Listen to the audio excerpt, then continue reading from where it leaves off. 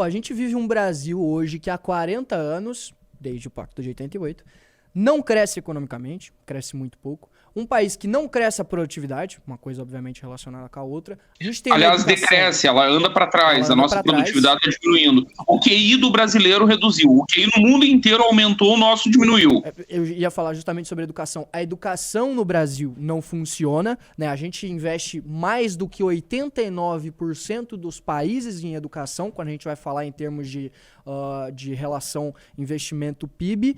E aí o que a gente tem nas escolas é aquela merda daquela mulher dançando funk com uma cabeça de cavalo e uns caras vestidos de bailarina. É isso que a gente tem na educação brasileira, com um PISA pífio. Pra vocês terem uma ideia, o nosso PISA tem uma nota menor nos três critérios do que a Argentina. Esse é o Brasil.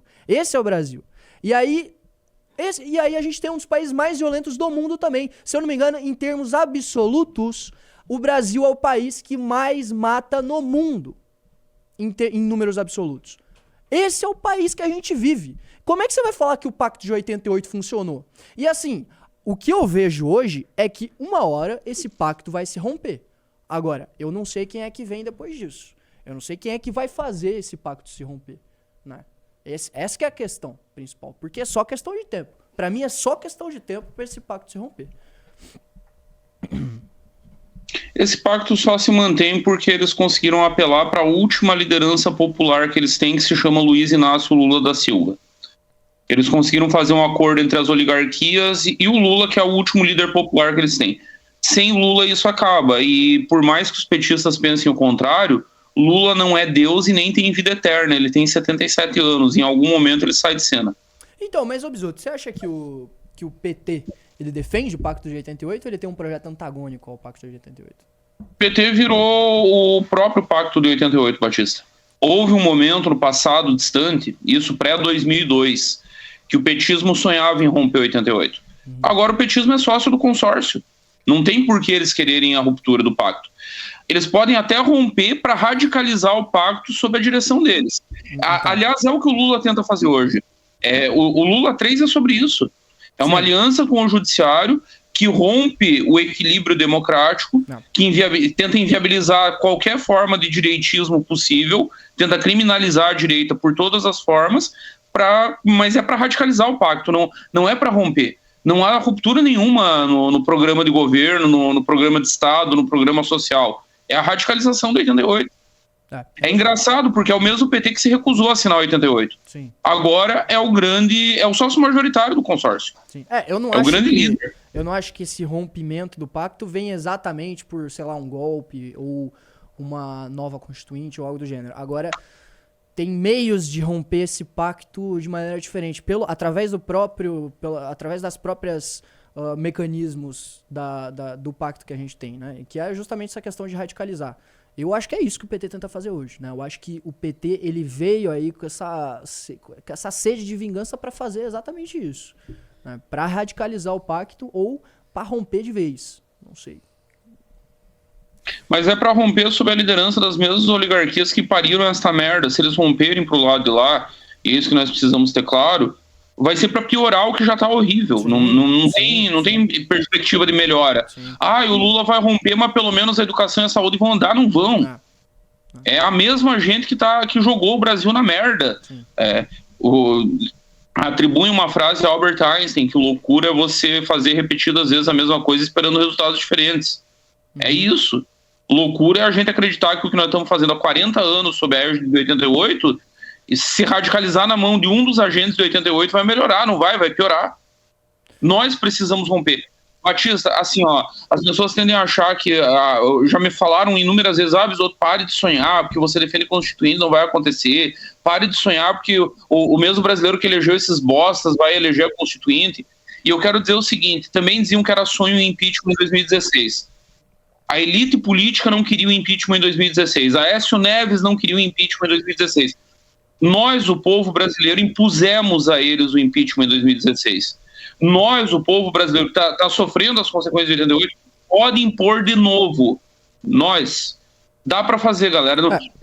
A gente tem que ter, eu só tenho cuidado, senhor Batista. Sim, o Brasil tá uma merda. Não vamos negar a realidade. O Rio de Janeiro é trágico, a Bahia é trágica, o Brasil inteiro é trágico. Olha os reacts que nós tivemos agora. Só que tem solução, galera. Diziam que o impeachment era impossível e nós fizemos. Sim. Se o povo brasileiro reagir, se a gente que presta nesse país reagir, e aí não é aplaudindo uma família de miliciano ladrão de joia do Rio de Janeiro, é reagir de verdade. É reagir pelo que interessa, pelas nossas crianças, pelos filhos de vocês que estão sendo expostos a um bando de viadinho levando prostituição para a escola. Se nós reagirmos, dá. Se o povo brasileiro se levantar, dá. Só que tem que levantar com consciência. Tem que parar de aplaudir ladrão de joia. Tem que parar de aplaudir esse tipo de imbecil. Mas a pergunta que eu faço pro Renan, eu faço para vocês. O que te levam a crer que uma nova Constituição... que uma nova Constituinte seria melhor do que a que nós temos? Cara, dá pra ser pior, Pirajá? A minha opinião é que eu acho que antes da gente fazer uma Constituinte, a gente teria que ter muito mais gente no Congresso. A gente teria que ter uma popularidade gigantesca dentro de uma janela de oportunidade, dentro de uma janela histórica que tende a surgir em algum momento, assim como surgiu em 2013, para a gente conseguir eleger o máximo de quantidade, muita gente no Congresso, para aí sim fazer uma Constituinte. Que daí eu acho que a gente vai ter peso político e poder suficiente para fazer uma Constituição decente. E não uma Constituição que... Porque hoje eu Batista, não sei. Se o Tancredo não tivesse morrido em 85, a Constituinte de 88 não seria uma merda. E vou te falar por que não seria uma merda. No modelo de Constituinte do Tancredo, ele teria nomeado um grupo de notáveis e o Sarney chegou a nomear esse grupo, e o grupo tinha 10 pessoas escolhidas a dedo para escrever a Constituinte, e aí o anteprojeto pronto para o Congresso e seria votado e aceito ou rejeitado. O problema da Constituinte de 88 é que o Tancredo morreu, o Sarney não tinha a legitimidade política dele, começa com o grupo dos 10 que o Tancredo ia nomear, no final o grupo já tinha 300, o grupo do Sarney, para preparar o anteprojeto. Vai um anteprojeto preparado por 300 para o Congresso, e no Congresso sofreu mais um caminhão de emenda. Chegou uma altura tão ridícula da Constituinte de 88, que estava lá o Serra, o Delfim Neto e o Roberto Campos brigando desesperadamente para a Constituição prever que o Brasil era uma economia de mercado. Sim. Tinha maluco que queria dizer que o Brasil não era uma economia de mercado. Sim. Era uma economia social. Eles inventaram um termo lá que eles queriam, que não era bem socialista, não era o comunismo soviético, mas também não era economia de mercado. Sim. Os caras queriam transformar o Brasil em socialista no canetaço.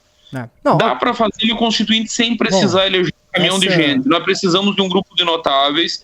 Aí você está certo quando você fala na janela histórica de oportunidades. 2013 abriu essa janela. Sim, e não precisa você eleger, sei lá, 200 parlamentares para fazer isso. Sim. Se você tiver a popularidade, se você tiver um líder, se você tem um Jair Bolsonaro de 2018, que não seja um completo imbecil, que não fique usando a presidência para proteger filho bandido, para dar um brinquedinho pro filho retardado brincar de revolucionário do Twitter, pro outro retardado brincar de diplomata, um chapéu de hambúrguer. Se você tem um líder que usa sua popularidade para o que precisa, um Bolsonaro faz uma Constituinte que presta. Não precisa mais do que isso. Mas Bisotto, você em outra live aqui, eu tô tentando fazer um advogado do diabo, porque a discussão está boa. Você disse, vamos lá, resumo da direita brasileira durante os anos. O Jânio Quadros, um desastre. Ditadura militar, burocratas, um sistema burocrático tremendo, um desastre.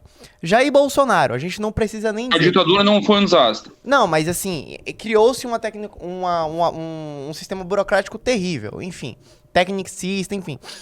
Por que agora vai? E deu o crescimento do Brasil de 10% ao ano durante 10 anos, crescimento padrão chinês, deu super certo. Sim, mas a questão é porque, pessoalmente, eu sou muito cético com isso. Por que agora vai uma nova Constituinte? Tipo, você não acha que dá pra trabalhar com o que tem agora? Tipo, ou seria só fazer remendo? Porque já foi, Bahia. Porque o Brasil já foi. É algo que eu insisto sempre. As pessoas têm um horizonte histórico muito curto. Porque o Brasil tá na merda e sempre foi uma merda e sempre vai ser uma merda. Não foi sempre uma merda. O Brasil deu muito certo com Getúlio Vargas. O Brasil se industrializou, o Brasil se desenvolveu, o Brasil entrou na era moderna do capitalismo sob Vargas. Depois o Brasil deu muito certo durante o regime militar. Não deu errado, Pirajá, não teve tragédia nenhuma no regime. Castelo Branco fez reforma agrária, criou o Banco Central. O Brasil não tinha Banco Central até o Castelo Branco.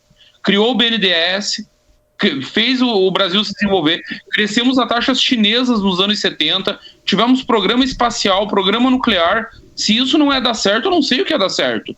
Acontece que em um determinado ponto houve um colapso político, inclusive influenciado pelos Estados Unidos, que estavam putos com o Geisel. Veio de fora para dentro, teve força de fora para dentro. Já deu certo em vários momentos, deu certo com o JK, e era democrático. Não era, eu citei Vargas e o regime militar, deu certo com o JK, era um período democrático. O Brasil já deu certo em outros momentos, é por isso que eu tenho convicção que pode dar certo de novo. Só nós temos que aprender com o que deu certo em outros momentos. 88 deu errado.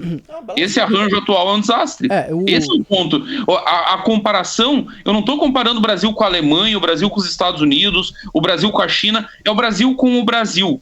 O Brasil já deu certo. E em vários momentos da sua história. Deu certo com um ditador personalista, que era o Getúlio, deu certo com um democrata, que era o JK, e deu certo com um regime militar tecnocrático durante os 20 anos do regime. Vamos pegar o que deu certo e botar para funcionar de novo e jogar fora esse lixo que deu errado? É simples, é só olhar para o espelho. Sim. Não estou defendendo buscar um modelo estrangeiro. Não estou aqui defendendo um modelo teórico utópico. É só o Brasil olhar para a sua própria história.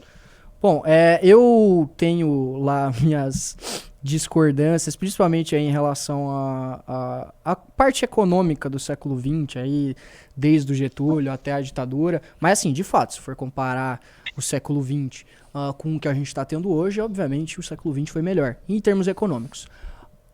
Agora, enfim, é uma discussão longa, uma discussão que a gente pode fazer em outro programa, inclusive num news, talvez, algo mais descontraído. Só que o que fica é aquilo que a gente estava conversando antes. O Pacto de 88 não funcionou. A gente está num país ridículo, num país que dá pena, um país que é uma piada internacional. Desde que o Pacto de 88 surgiu, a gente só piora, né? Ou a gente fica ruim igual, a gente não melhora em termos econômicos, em termos de segurança pública, em termos de cultura, em todos os antros, todos os pontos. Agora, quem é que vai mudar isso? Quem é que vai fazer essa mudança é que a gente tem que discutir. E eu acredito que o único possível é o MBL. Não tem como. É apenas o MBL que vai conseguir fazer essa mudança, que vai conseguir, se for para ter uma Assembleia Constituinte decente e que vai fazer o Brasil voltar a tempos de ouro, tem que ser o MBL. Não dá para ser outro. Qual outro grupo político vai fazer isso? Pastor Sandro Rocha.